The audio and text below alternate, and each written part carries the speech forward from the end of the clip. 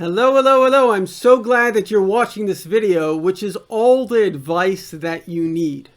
Now, obviously, if you say a statement like that, all the advice that you need, you see everything that exists has what's called a klal and a prat. A klal means the general principle, and then there's the specifics. Now, if you know the general principle, then you can deal with all the specifics.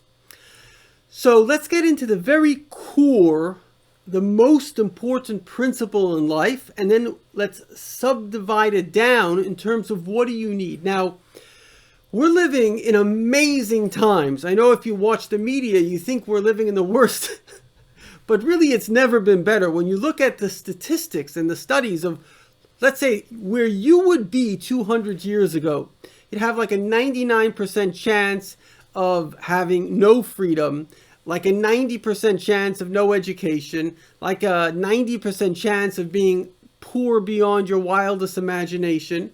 You'd have like a 90% chance of having zero health care. Do you get what I'm saying? You're living in the best of times. Never mind the fact that you get a guy like me who's studied his whole life Jewish mysticism. We have, just in terms of Jewish mysticism, what's been revealed, what's been printed, what's been given to us is more than all of history. We had, obviously this was hidden, it was stuff came to the, first it was given to Moses. There are 4 levels of interpretation of the Torah, the Bible. There's what's called pshat, the basics. And even that's not basic. An eye for an eye doesn't mean an eye for an eye. It means the value of an eye. There is remez, what it hints to, very deep stuff. There's drush, allegory, amazing teachings and lessons for life. And then there's Said, there's a secret, a whole world of Kabbalah. Now that world was kept from us. You had to be only 40, very few people in an entire generation of great scholars would even get a chance to learn this.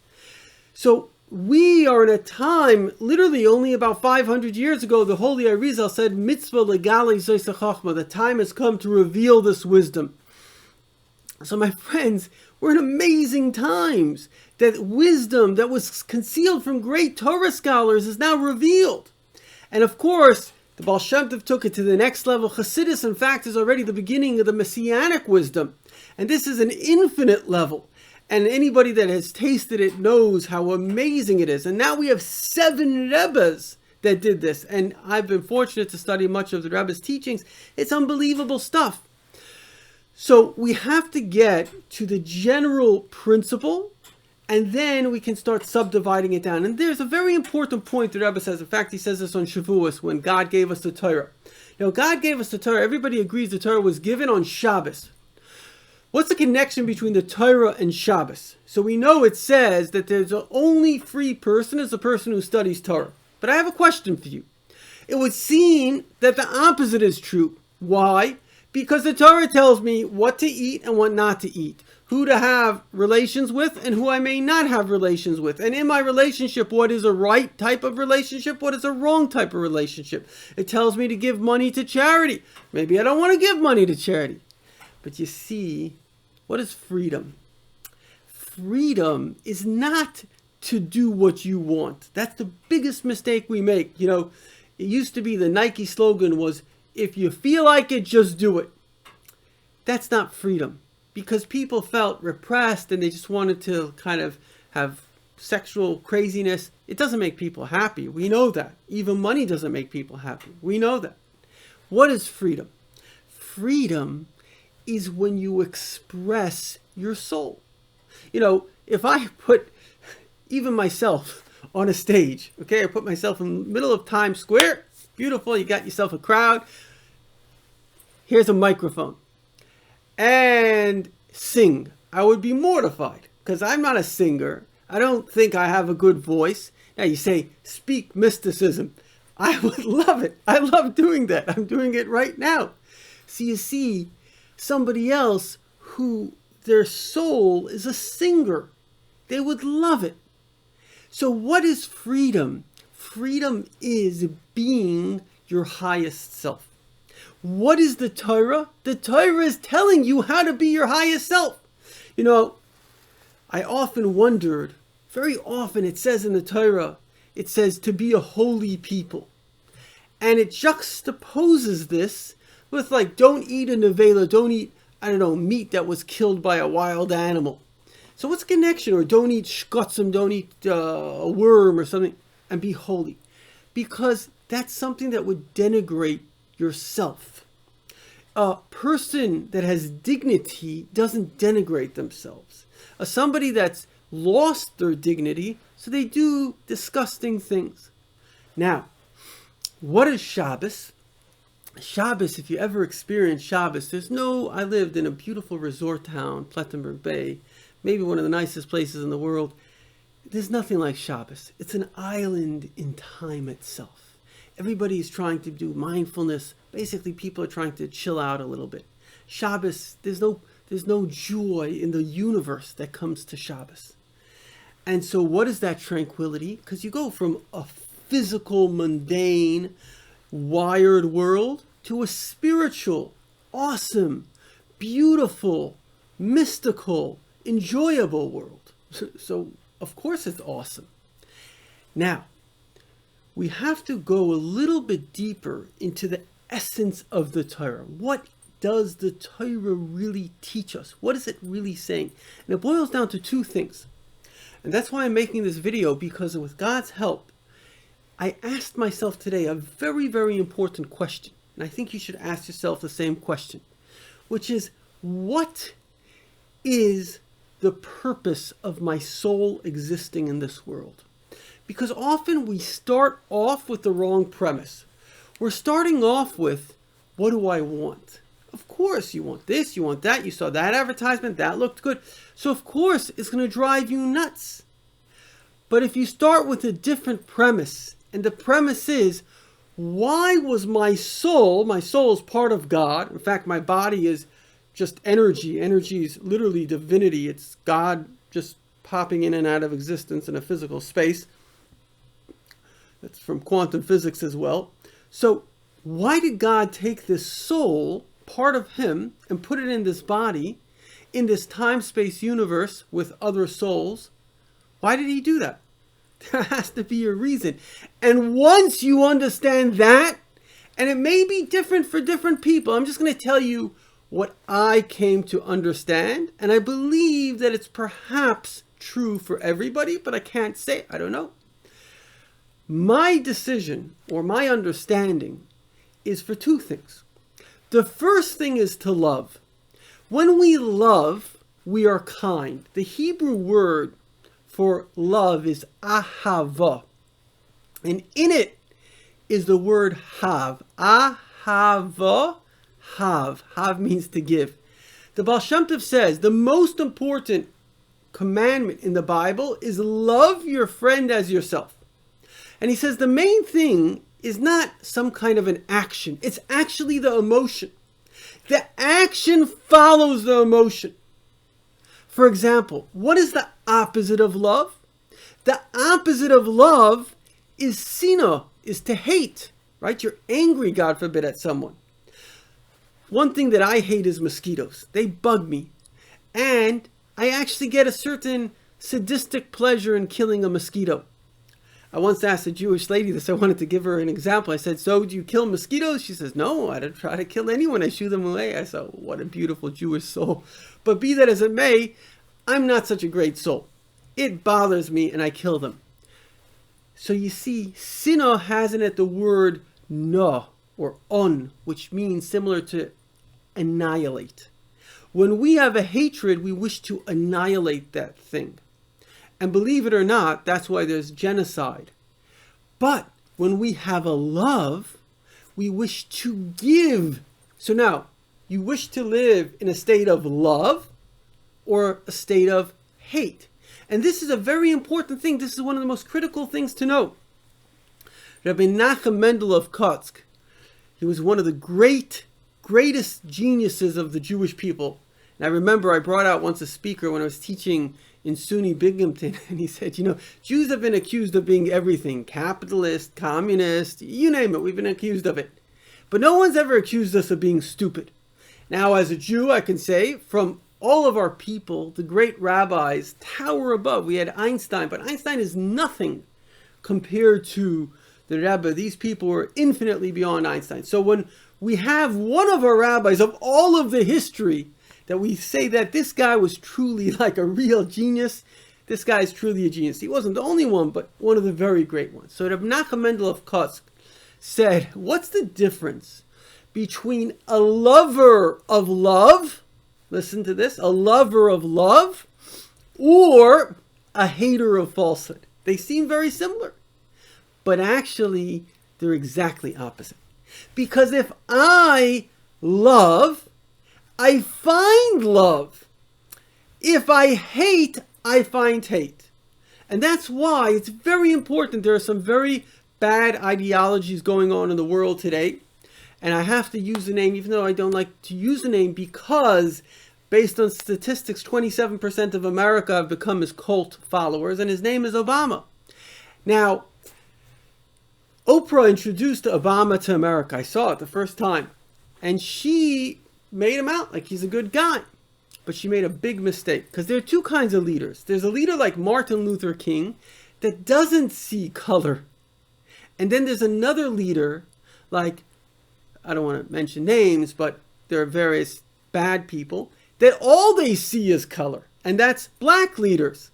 Because what they're trying to do, and I know this, I have a friend of mine, he was a black gang leader, and he said they come into the inner city, you've got Muslims coming from overseas, and they talk to them about the white people. They basically creating racism in them. The goal is love. Love doesn't see color.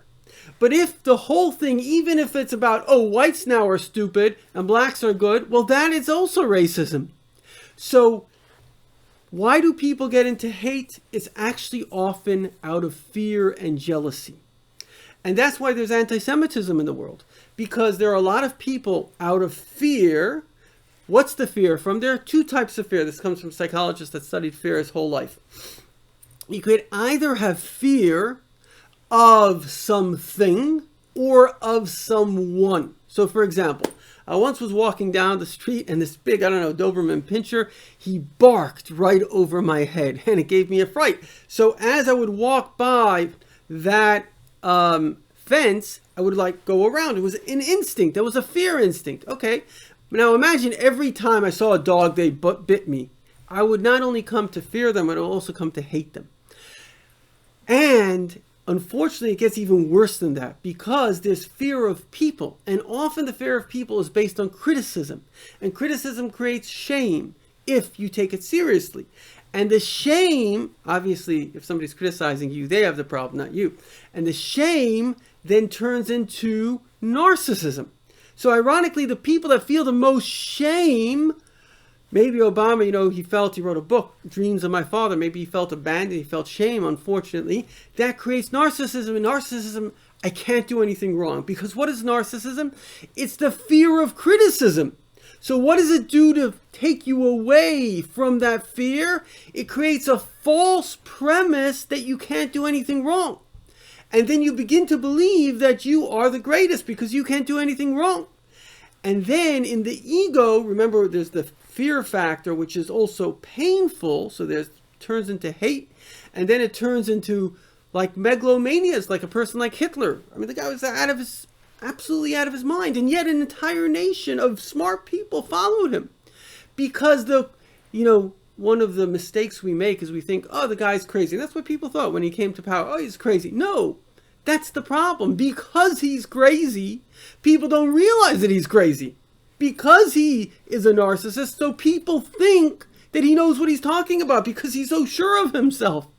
The problem is when you have a crazy person in power, like the Ayatollah. We're talking about, God forbid, a nuclear holocaust. I mean, it's not going to happen because God promised us the messianic redemption that's going to come. But I'm saying Obama basically, he wrote them a letter that, we're not going to attack you. In other words, go ahead, make the bomb. He did 10 years called a Hunda in Islam, which is you're not allowed to make peace with the terrible, evil West.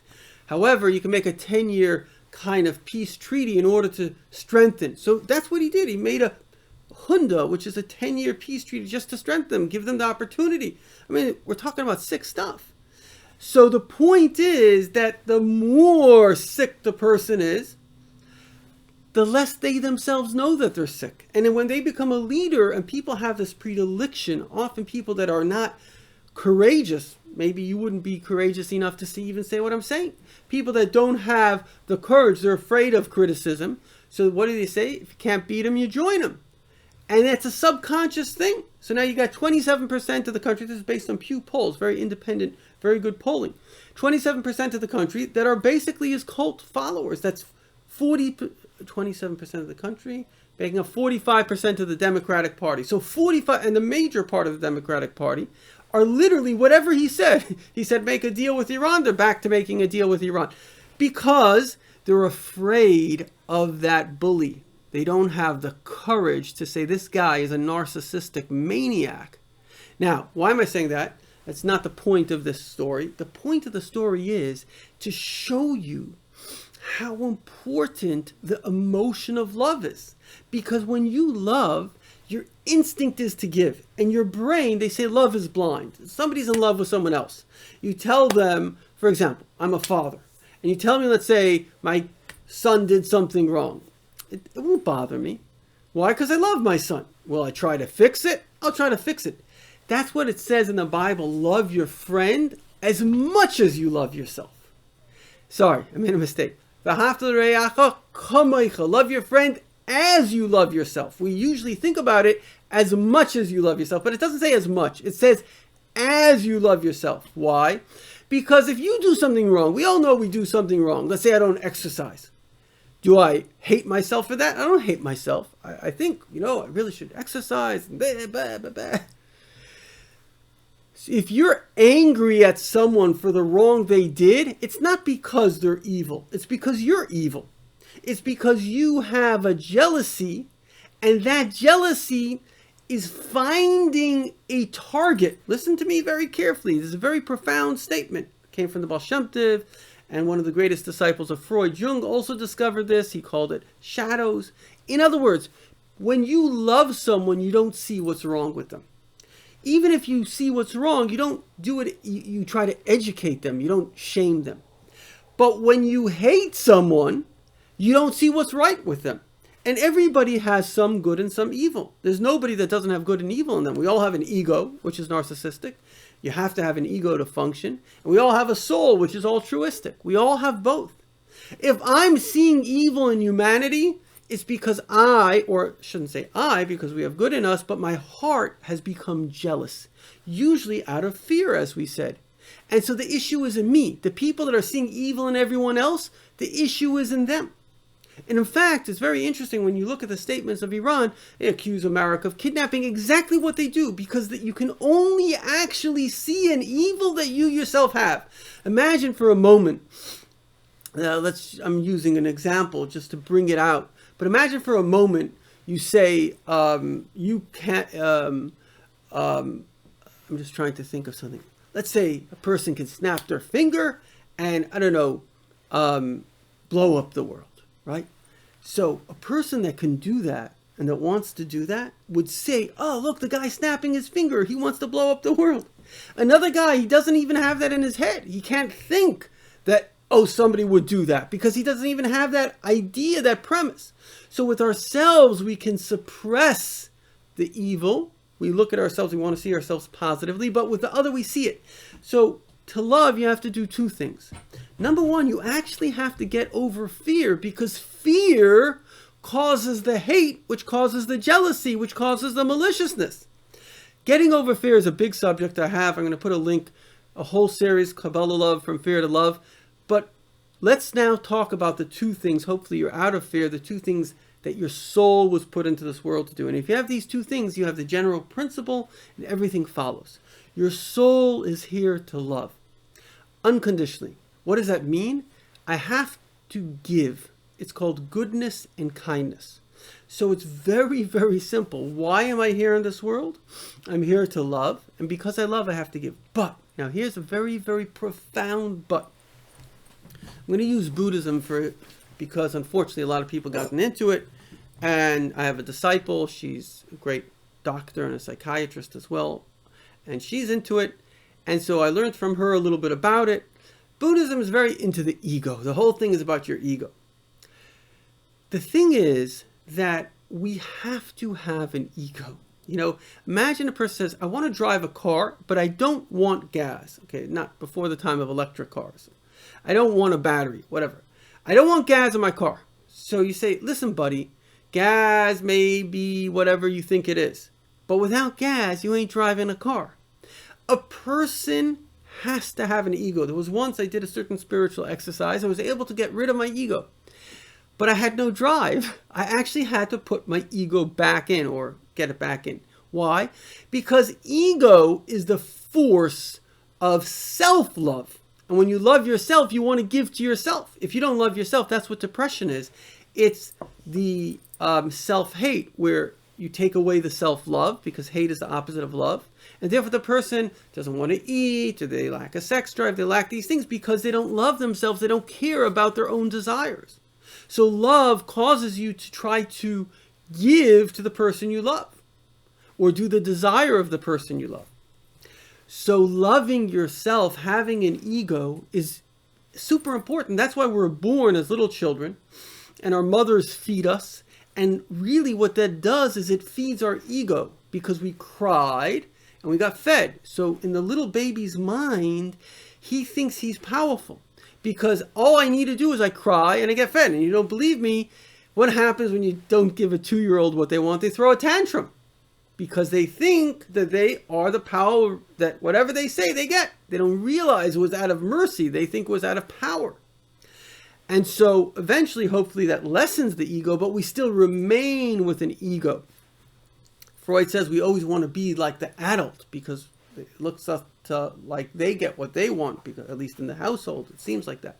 So these are very, very critical points. But we have a problem, because the ego is intolerant. The ego cannot handle. The ego is the one that hates. Ironically, it's the one that loves as well. But the ego is the one that hates. Okay, love is a good emotion. So the thing is, there has to be balance. And this is the whole story of Jewish mysticism. Your love is the right side. Your fear, which is a repression or protection, and hate, which is a negative expression of fear, or anger, as the Baal Shem Tov calls basically anger, negative fear, is on the left side. Both of those are run by the ego. Your brain is right over here. It's in the center. So the goal of life is not to not have an ego. It's to be able to listen to God. Why?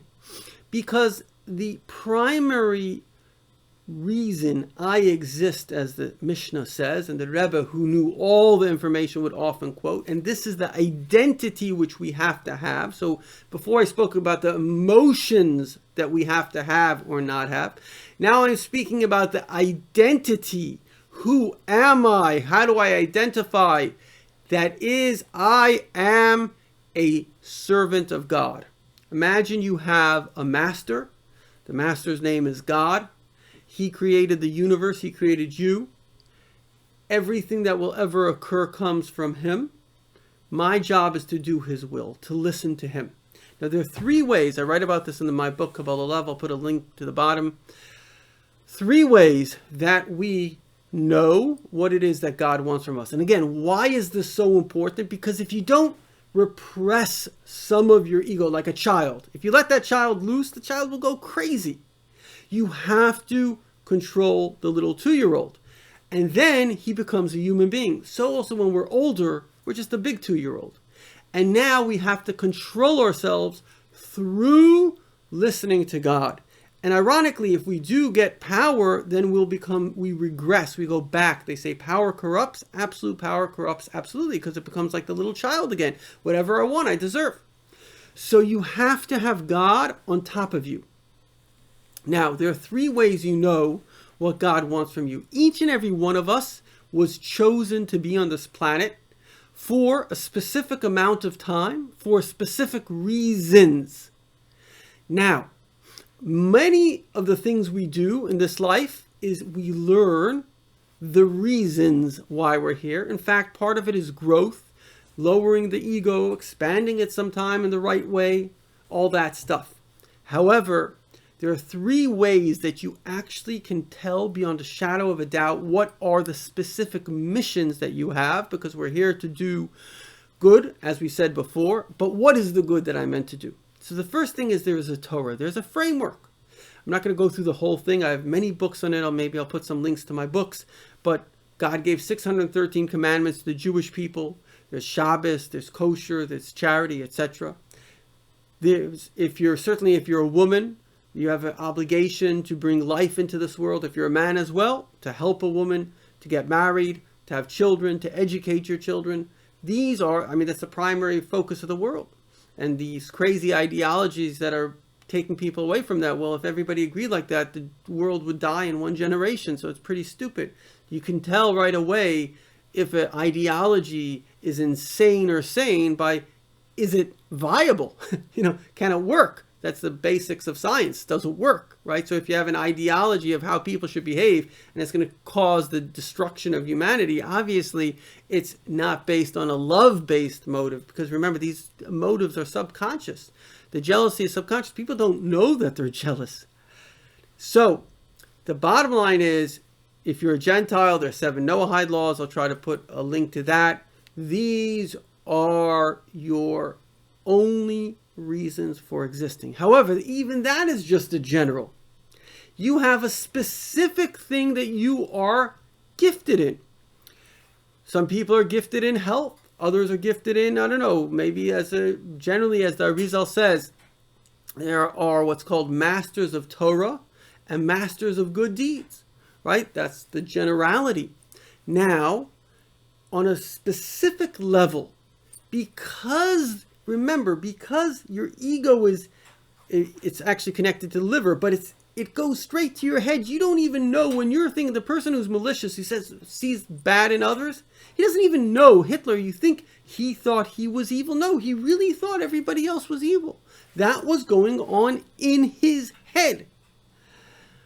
I actually can say for myself that I had times in my life that I was anxious, and I would see a lot more evil in the same people. I see them now. Okay, before there was a time that I was naive. I didn't see evil in anyone.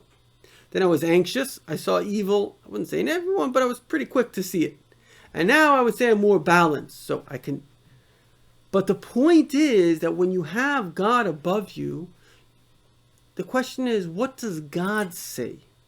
And if you don't know what God says, because some of it's clear, some of it's not clear, some of it you have a question, you have to have what's called a mashpia, a personal rabbi or rebbitzin, a spiritual person schooled in Judaism and Jewish mysticism. And you go to Chabad.org, they've answered over 500,000 questions. And you have to ask. You cannot make these determinations on your own. It's impossible, because you don't know that your ego, let's say a person's angry and they lash out, then they regret it.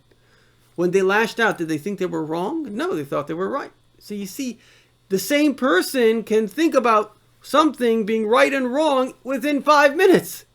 So whenever you have a possible question, is this thing right or wrong, you have to go to the rabbi or the rebbitzin, because you have to get an outside opinion based on the Torah, and that is the role of the rabbi, to give you an objective opinion.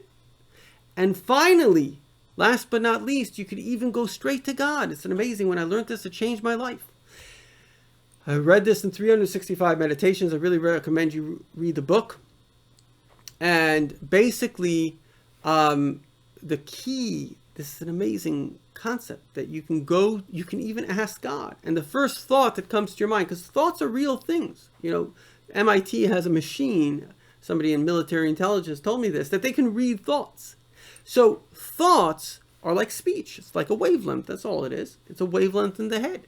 And there are even machines, I saw this, where you could basically even see what, like they had a cat, they could see what the cat is seeing, because it's frequency. So when you ask God, you open a window to God coming in. And he comes in through your frequency, and he'll tell you. And the beautiful thing about this is you don't have to trust me. You can try it. If it works, then it's true. If it doesn't work, it's not true. So I'm going to conclude that in the conclusion of the most important question in life, which is, why is my soul here? Nothing else matters but that question. And in my personal answer, it's to love, and it's to obey God. And I know that if I do those two things, I'll be proud of myself. And that's where happiness versus, unfortunately, the opposite, shame, which is the worst emotion, comes in. Thank you for watching.